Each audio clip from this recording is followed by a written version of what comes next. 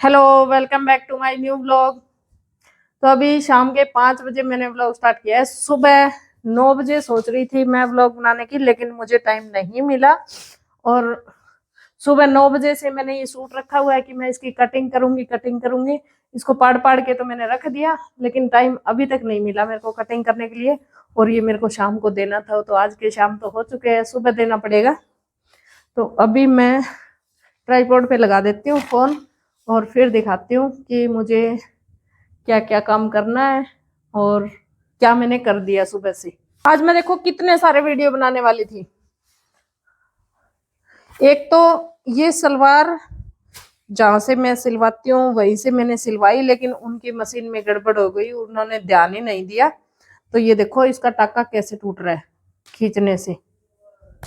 ये इसका नीचे का टाका बिल्कुल भी सही नहीं लगा हुआ है। तो ये टाका लगाने का मेरे को एक और वीडियो बनाना था। पुराने वीडियो तो मैंने बनाए थे, लेकिन जो नए सब्सक्राइबर होते हैं ना, उनके पास पुराने वीडियो नहीं जाते हैं, तो उनके लिए नए ही बनाने पड़ते हैं। तो एक तो मेरे को ये वाला वीडियो बनाना था, और एक ये कंफर्म करना था कि जैसे हमारे जो सूट होते हैं वो पुराने होते हैं, तो उनमें प्रेस करने के बाद क्या दिक्कत आती है, और ये किस किस को आती है और क्यों आती है, और क्यों कैसे इसको ठीक किया जाए। तो देखो ये मेरा है पुराना सूट।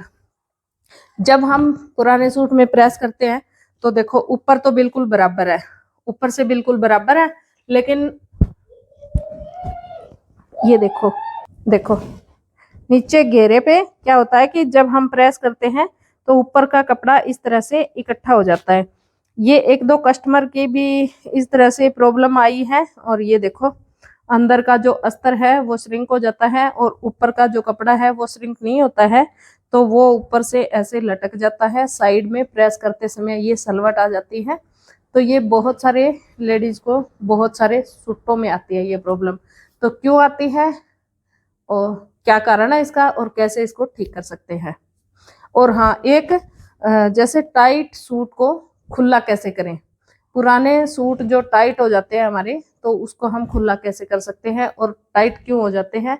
बिना वजन बढ़े बिना मोटा होए भी ये सूट टाइट हो जाते हैं, तो इसका क्या कारण होता है। तो देखो मैं अभी बताती हूँ आपको। और एक काम और था मेरे को, क्या था।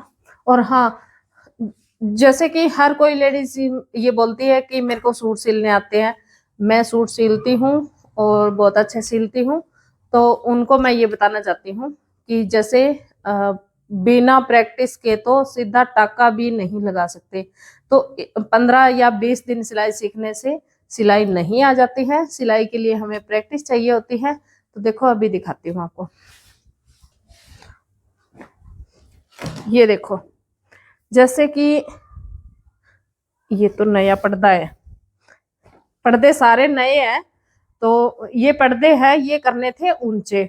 ऊंचे करने के लिए बस क्या होता है कि एक सीधा टाका लगाना होता है, लेकिन बिना प्रैक्टिस के ये टाका भी सीधा नहीं लगता है। ये देखो यहाँ पे ये 3-4 बार टाके लगाए हुए हैं और उधेड़े हुए हैं, क्योंकि ये टाका सीधा नहीं लगा। बिना प्रैक्टिस के सीधी सिलाई नहीं हो पाती। तो आप सूट कैसे सिल सकते हो 15-20 दिन में, महीने में। तो इसके लिए प्रैक्टिस जरूरी होती है आपको। और हाँ, इसका जो मैं आपको बता रही थी सूट का, कि ये ऐसे इकट्ठा क्यों हो जाता है एक साइड। जब हम प्रेस करते हैं तो ऊपर वाला हिस्सा ऐसे झोला जाता है, और अंदर का जो अस्तर है वो टाइट हो जाता है। तो इसको हम ठीक कैसे कर सकते हैं। तो इसमें देखो, ये जो चाक जहां से खुले होते हैं वहां से ऊपर ये प्रॉब्लम नहीं आती है, ये प्रॉब्लम आती है बस नीचे। क्योंकि यहाँ का तो जो हमने पहन रखा है, तो हर दिन हम पहने रखते हैं, तो जैसे प्रेस किया हुआ है वैसे खिंचाव बना रहता है यहाँ तक। तो इसीलिए यहाँ से ये झोल नहीं आता है। यहाँ से नीचे जो चाक खुले होते हैं उनमें ये दिक्कत आ जाती है, क्योंकि यहाँ से हर दिन खिंचता नहीं है। तो इसके लिए आपको क्या करना चाहिए, जब भी आप सूट सिल रहे होते हैं तो थोड़ा सा कपड़ा एक्स्ट्रा हमें यहाँ से लेके नीचे तक छोड़ देना चाहिए। पहले सिलाई लगा के ½ इंच, और आधा इंच से थोड़ा सा कम सिलाई लगा के और फिर हम कपड़े के साथ में अस्तर अटैच करते हैं और फिर उस सिलाई को खोल देते हैं, तो जितना श्रिंक होता है वो उसमें चला जाता है। अब पुराने सूट को हम ठीक कैसे करेंगे, तो इसके लिए यहाँ से हम ये सिलाई खोल लेंगे। ये सिलाई खोलने के बाद यहाँ पे नीचे जो दबा हुआ अस्तर है इसको हम निकाल लेंगे और दोबारा से इसके ऊपर प्रेस करके फिर दोबारा से इसकी तुरपाई कर देंगे, तो ये ठीक हो जाएगा।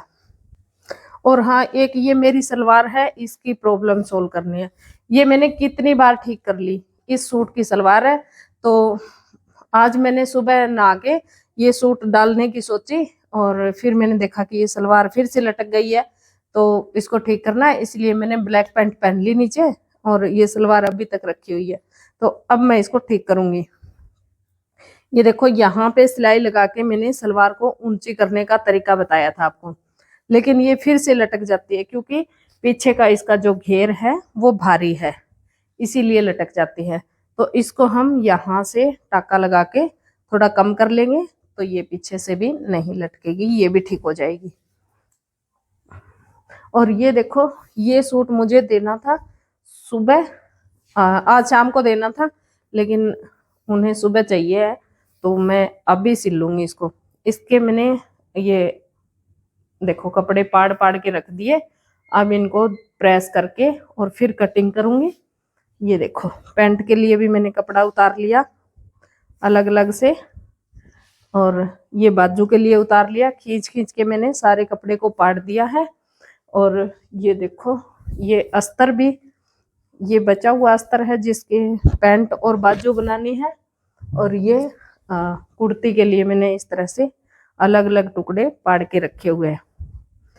तो इतना सारा मैंने आज सुबह से काम किया। और हाँ, ये जो प्रॉब्लम आती है, कई बार क्या होता है कि सिलने वाले को दोष देते हैं। जो ये प्रॉब्लम है, जो इस सूट की मैं आपको बता रही थी कि ये इसका घेरा ऐसे हो जाता है, ऐसे हो जाता है, तो जब हम भाई सिलते हैं तो इस तरह से अस्तर को धो के पाड़ के अच्छे से गर्म पानी से धो के फिर हम लगाते हैं, तो लगाते टाइम ये नहीं होता है। ये 3-4 बार धोने के बाद जब अस्तर श्रिंक होता है तब ये दिक्कत आती है। तो ये देखो, मैंने अभी अभी सूट सिला है, इसमें ये प्रॉब्लम बिल्कुल नहीं है। ये इसकी पैंट तो अभी बनानी बाकी ही है। ये देखो, इसमें बिल्कुल भी ये प्रॉब्लम नहीं है। ये देखो, क्योंकि ये नया है और ये मैंने अस्तर भी धो के लगाया है। देखो, सभी अस्तर मैं धो के लगाती हूँ, लेकिन ये क्या होगा कि 5-4 बार और धुलेगा ना, तो ये अस्तर तो कॉटन का है, थोड़ा सा श्रिंक तो होगा, तो इस कारण से ये दिक्कत आ जाती है बाद में। अगर आपको ये ठीक करने हो तो तुरपाई हटा के आप इसको ठीक कर सकते हो।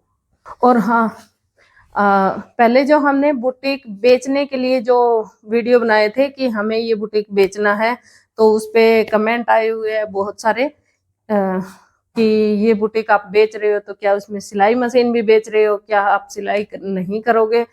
तो मैं आप सबको बता देती हूँ कि मैं इसमें सिलाई मशीन नहीं बेच रही हूँ।